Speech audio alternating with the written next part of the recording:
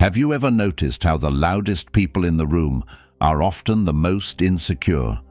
The ones who constantly demand attention, who chase authority, who need to remind everyone that they're in charge, rarely lead with real strength, real leadership. The kind that earns respect without ever asking for it doesn't come from force. It comes from presence, from inner calm, from knowing who you are and living by it, even when no one's watching. Marcus Aurelius understood this long before corporate titles, influencer culture, or leadership seminars ever existed. He ruled an empire, commanded armies, and carried the weight of millions on his shoulders. And yet, he never saw himself as above anyone else. In his private journal, never meant to be read by anyone, he wrote not about power, but about humility. Not about control, but about character. His greatest leadership lessons weren't about how to rule others, but how to rule yourself. And that's what this video is about. Because leadership isn't something you wait for a promotion to practice. It's something you live every day, in how you treat people, how you carry yourself, and how you respond to the chaos around you. Whether you manage a team, raise a family, or simply try to be a better version of yourself, the wisdom of Marcus Aurelius still applies.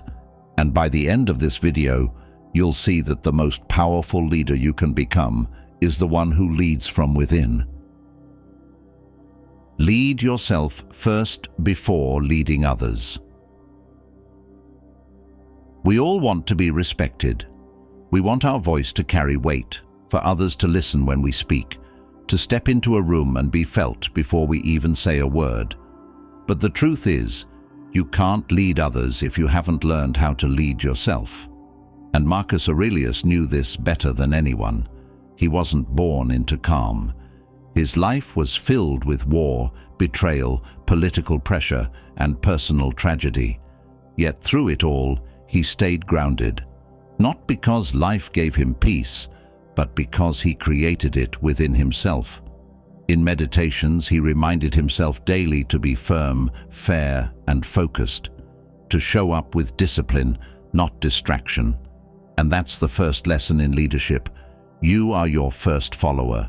If your thoughts are scattered, your emotions unchecked, your actions inconsistent, how can anyone else trust your direction?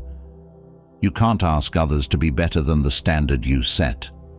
Leadership isn't about telling people what to do. It's about showing them through who you are. Think of a time when you looked up to someone, maybe a parent, a coach, a mentor. Was it their words that inspired you or their actions? Most often, it's not the loudest person that earns our trust, but the one who lives their values. That kind of leadership is quiet. It doesn't shout. It doesn't chase attention. It simply leads, consistently, calmly, and with purpose. Marcus wrote, "Waste no more time arguing what a good man should be. Be one." That wasn't a command to others. That was a reminder to himself. He didn't have the luxury of being passive. Every day he had to make decisions that would affect the lives of countless people. And he understood that if he didn't control his own mind, his own temper, his own ego, then power would control him. In today's world, people are starving for real leadership. Not more noise, not more hype, but authenticity. Someone who shows up with clarity, who makes hard decisions, but with compassion. Someone who listens before they speak. You don't need a title to be that person. You just need courage. The courage to go first. The discipline to hold yourself accountable. The humility to lead with example, not ego. That's what separates those who want control from those who are truly in command. Self-command. And that's where all great leadership begins. Embrace responsibility without complaining. Most people want the rewards of leadership, but not the weight that comes with it. They want recognition, praise, influence. But when things fall apart, they vanish. They deflect. They blame circumstances, other people, or timing. But true leadership doesn't hide behind excuses. It steps forward, especially when things get difficult. Marcus Aurelius didn't campaign for power. He didn't manipulate his way to the top. The role of emperor was given to him, along with the crushing responsibility of leading a fractured empire through wars, plagues, betrayals, and unimaginable stress. He could have resisted it. He could have complained about the endless pressure, the unfairness of it all. But instead, he met it with quiet resolve. In meditations, he reminded himself, "You have to assemble your life, action by action, and be satisfied if each one achieves its goal." He didn't seek sympathy, he sought progress. That's the lesson. Real leadership is never about escaping responsibility. It's about embracing it. Not for the attention, not for the praise, but because someone has to. And when no one else is stepping up, a leader does. Look at your own life. Whether you're running a business, raising a family, managing a team, or just trying to be better than you were yesterday, there will be moments when you feel like things aren't fair, when others fall short, when nothing goes according to plan. The temptation to complain will be strong, but every time you complain, you give away a piece of your power. You reinforce the lie that your peace, your progress, your potential depend on someone else doing their part. The Stoics believed the moment you take full ownership of your response, you regain control over your life. That doesn't mean ignoring problems. It means facing them without flinching. It means saying, "This may not be my fault, but it is my responsibility." That mindset builds trust, because people don't follow titles, they follow consistency. They follow calm in the chaos. They follow those who lead without needing applause. Marcus Aurelius didn't lead with perfection. He led with presence. He showed up every day and did what needed to be done, without dramatics, without blame. Because real leadership isn't about controlling others. It's about taking full responsibility for yourself. Respond. Don't react. There's a split-second moment between what happens to you and what you choose to do next. That moment might seem small, forgettable even, but it defines everything. Your character, your leadership, your future. And Marcus Aurelius understood that better than anyone. He trained himself every single day to live in that space, to choose his response instead of being ruled by his reactions. In Meditations, he wrote, "If you are distressed by anything external, the pain is not due to the thing itself, but to your estimate of it, and this you have the power to revoke at any moment." That's more than just a clever quote. It's a philosophy of power, of control, not over others, but over yourself. Most people live reactively. Someone cuts them off in traffic, instant anger. A coworker disagrees with them, defensiveness. A plan doesn't go their way, frustration. They lash out, they shut down. They give their peace away to every situation that doesn't cater to their expectations. And that's not strength. That's slavery, to emotion, to ego, to external chaos. A leader, on the other hand, lives differently. A leader learns to pause, to take a breath before speaking, to look at the bigger picture before choosing a response. Because responding is a conscious decision. Reacting is just a reflex.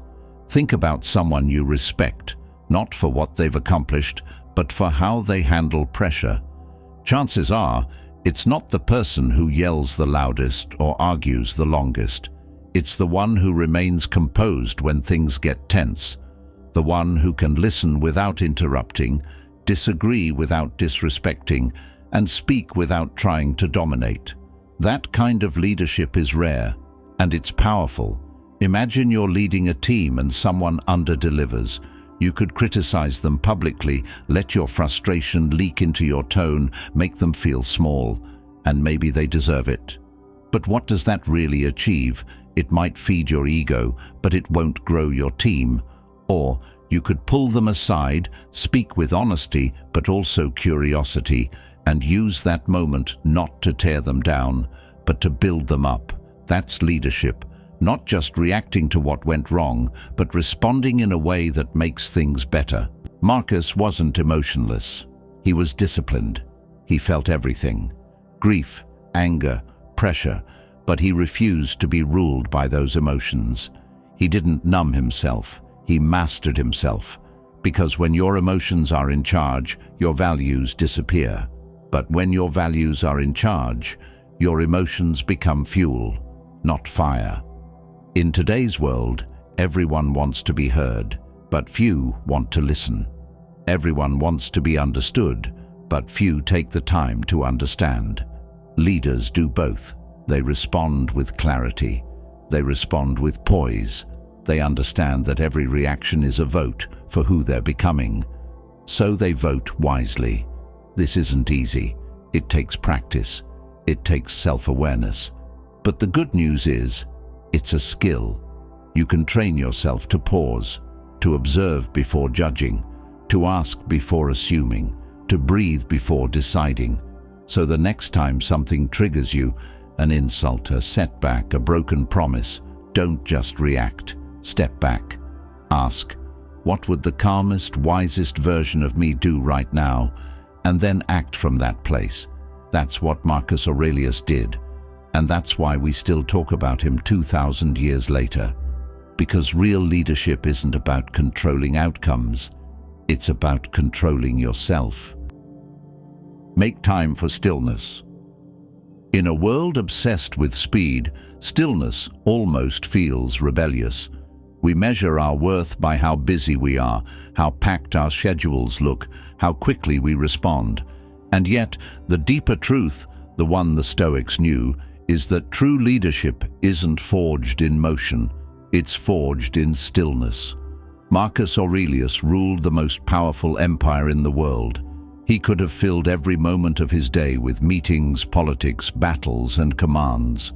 But even with the weight of Rome on his shoulders, he carved out time every day to sit with himself, to slow down, to think, to write, to reflect. Because he knew that if he didn't anchor himself internally, the external world would pull him in every direction. In Meditations, he wrote, "People look for retreats for themselves, in the country, by the coast, in the mountains. There is nowhere that a person can find a more peaceful and trouble-free retreat than in their own mind." And he returned to that inner space often, not because he was weak, but because he was wise enough to know that no leader can think clearly in constant noise. Stillness doesn't mean doing nothing. It means creating space between the chaos and your choices, between the demand and your response, between what the world throws at you and what you throw back. That space is where wisdom lives. That space is where leadership begins. Think about your own life.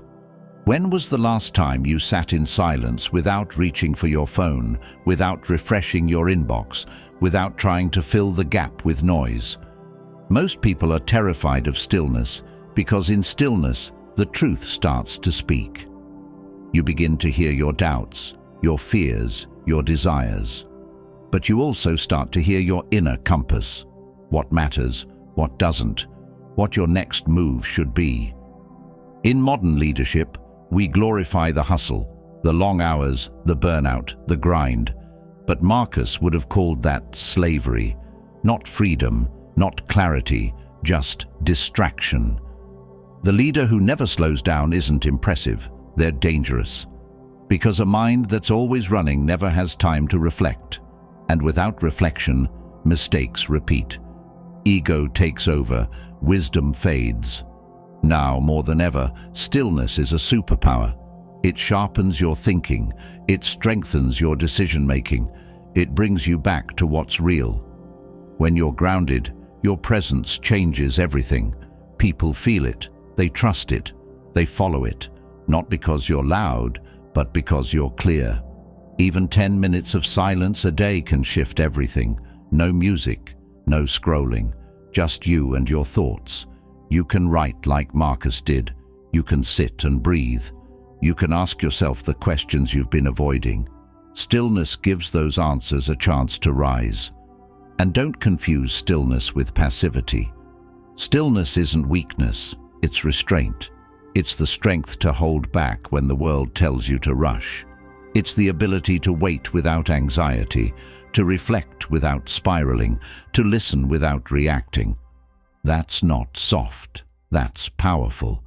Marcus Aurelius led with calm because he returned to himself daily. He understood that the storm outside couldn't touch the calm he built within. That's what made him a leader people trusted, not just a ruler, but a guide. So if you want to lead like that, start protecting your peace. Build in time, not when you're burnt out, but when you're at your busiest. That's when you need it most. Because clarity doesn't scream, it whispers. And if your life is too loud, you'll miss it. Stillness isn't a break from leadership. It's where leadership begins. Treat people with dignity, even when they don't deserve it.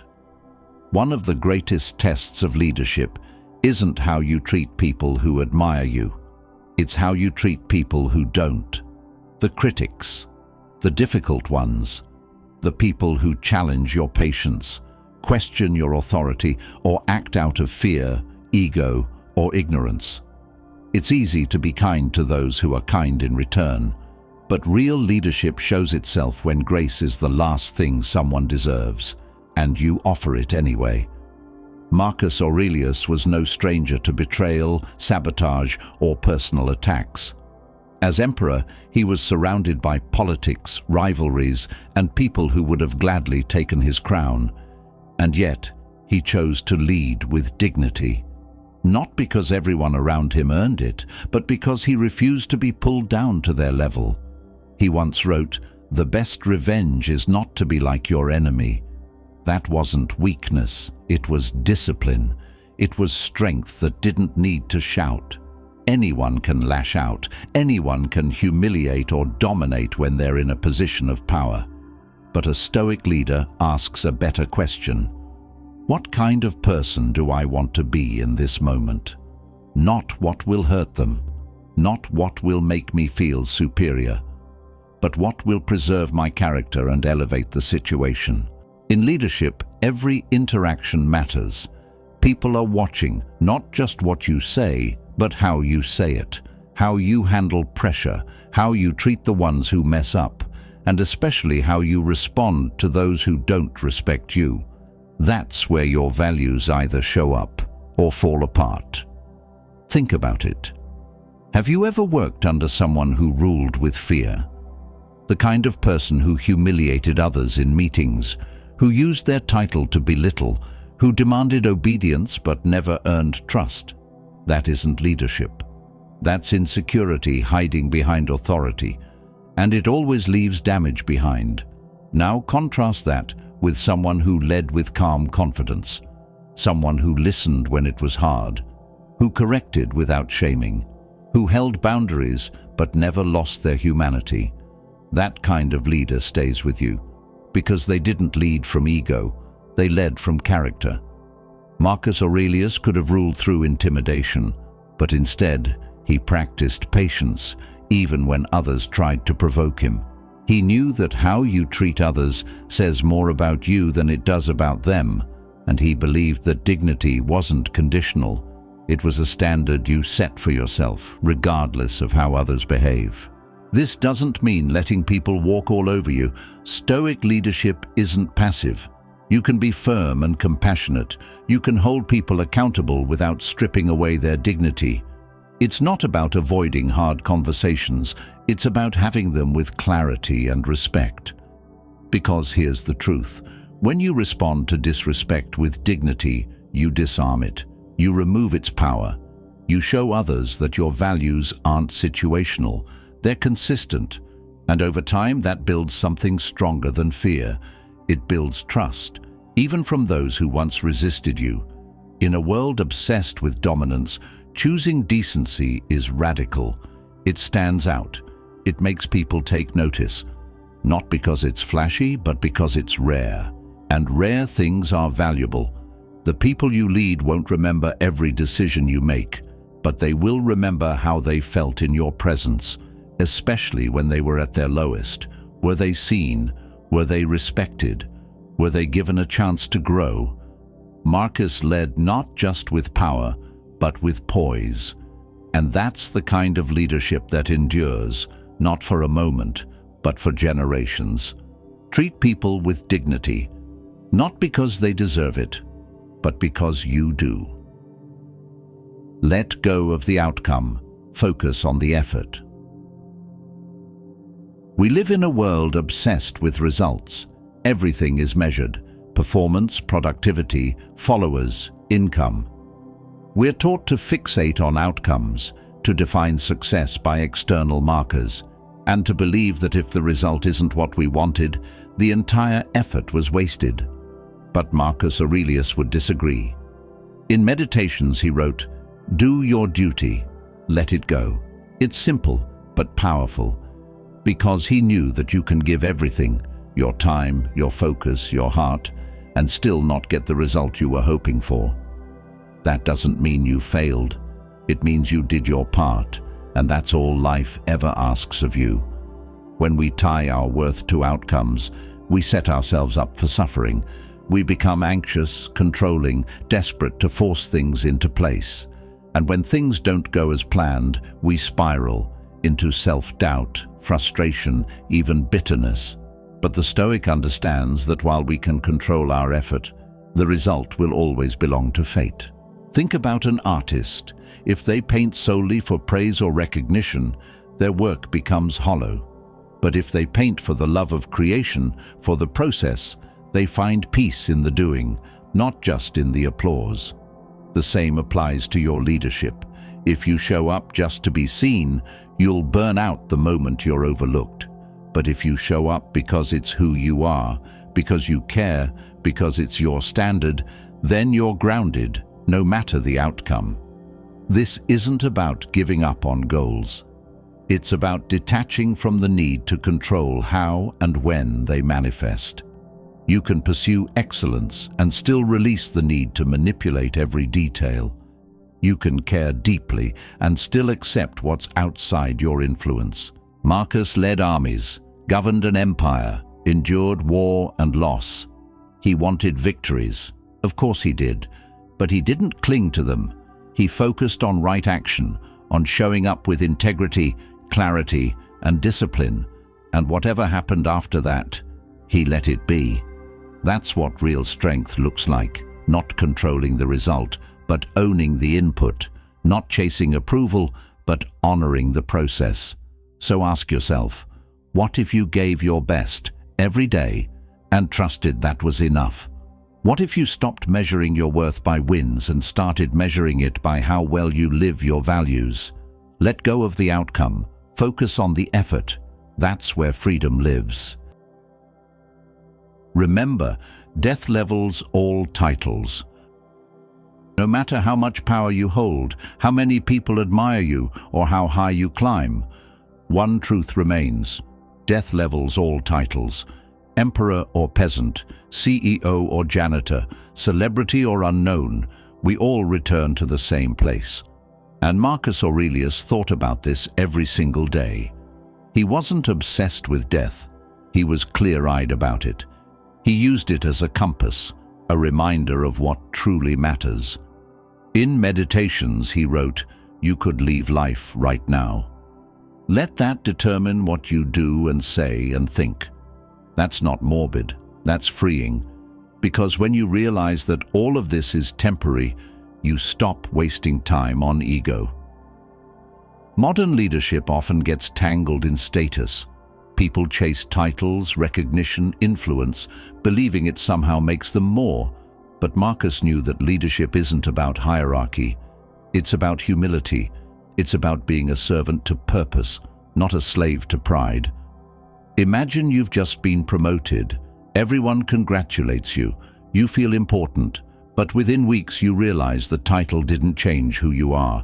It just gave you more responsibility. The real work isn't in the label. It's in the integrity behind it.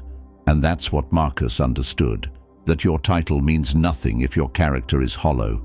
He reminded himself that every emperor before him had died, that all their power, fame, and wealth dissolved into dust. And someday, so would he. So why cling to pride? Why chase applause? Why waste a single moment pretending to be something you're not? When you lead with the awareness of your own mortality, you lead differently. You become more present, more patient, more purposeful. You stop performing and start serving. You stop needing to be right and start choosing to be real. Death doesn't care about your resume. It doesn't care how many followers you had or what your LinkedIn said. It cares only about who you were in the quiet moments, how you treated people, how you responded to difficulty, how you showed up when no one was watching. Marcus Aurelius was the most powerful man in the world, yet he saw himself as just another soul passing through time. That humility, that perspective, is what made him great.